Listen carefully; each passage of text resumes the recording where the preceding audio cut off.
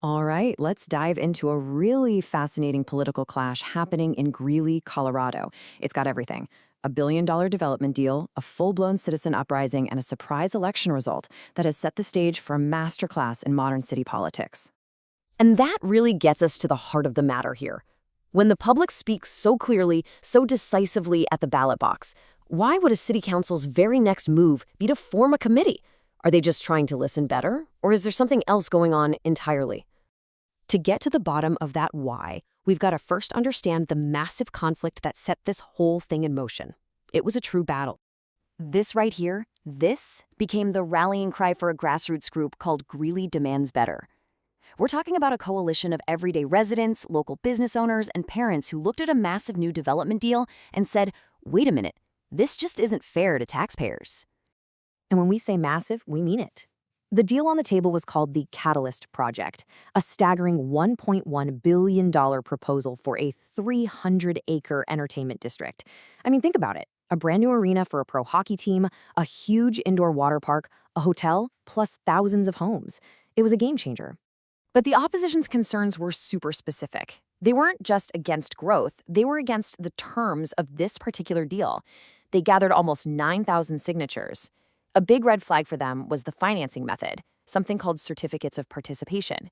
Now, without getting too into the weeds, it's basically a way for the city to take on debt without getting direct voter approval. And in this case, it meant putting 46 city buildings, including City Hall itself and the police station, on the line as collateral, all while the private developer was taking on almost no financial risk. All this concern, this feeling that the deal was being cooked up behind closed doors, it all boiled over and forced the issue onto a special election ballot. This was it, a chance for the people of Greeley to weigh in directly. And the result? It was decisive. On February 24th, 2026, with what was called an extraordinary turnout, voters chose to repeal the project's zoning. The message from the public couldn't have been much clearer, or so you'd think. But here's where things get interesting. This quote from the mayor pro tem at the time, Melissa McDonald, really shows the other side. You can feel the deep belief from some city leaders that this project was absolutely essential for Greeley's future and its reputation. So you've got this direct clash, the council's grand vision versus the voters' clear verdict. So, this is the crucial moment, right? You've just lost a major public vote. What do you do next? Do you scrap the whole idea, go back to square one?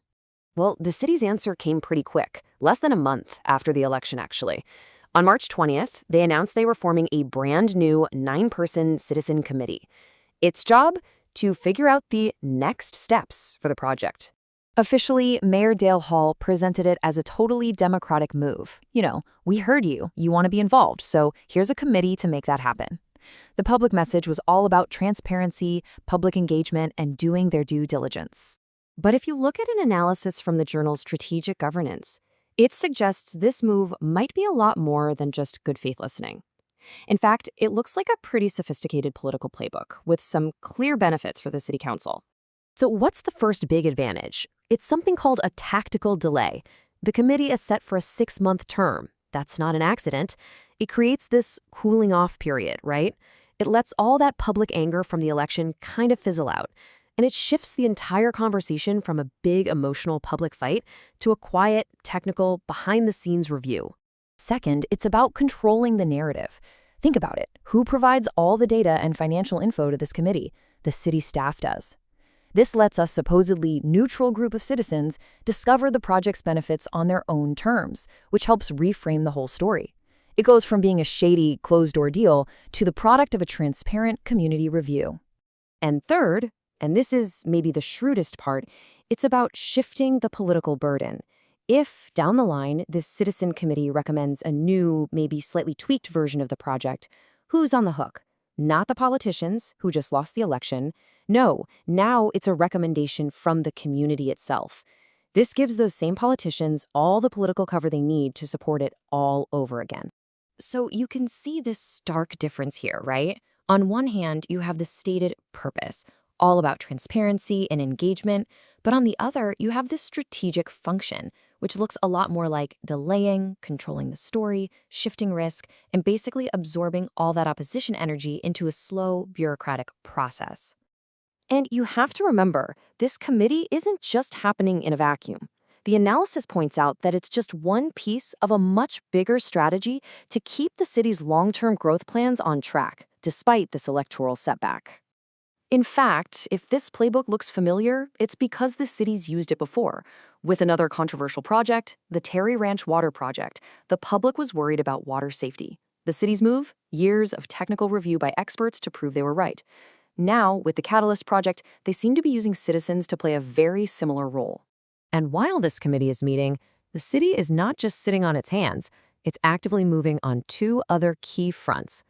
First, they're finishing up a $17 million water pipeline out to the development area, creating what analysts call an irreversible fact on the ground. And at the same time, they're appointing a new council member to an open seat, avoiding another risky special election and shoring up their pro-growth majority. So here's the bottom line. This 6-month pause is anything but a pause. While everyone's attention is on the committee, the groundwork for the project's revival is actively being laid. By the time the committee gives its report, the city's physical and political landscape will be even more tilted in favor of the development, making it that much harder for anyone to say no. And that leaves us with this huge question. The story in Greeley is really a clash between two powerful forces. You have the raw, democratic energy of a citizen movement on one side, and the quiet, patient, methodical power of bureaucratic strategy on the other. It really makes you wonder, in the long run, which one of those forces actually gets to decide the future of a city?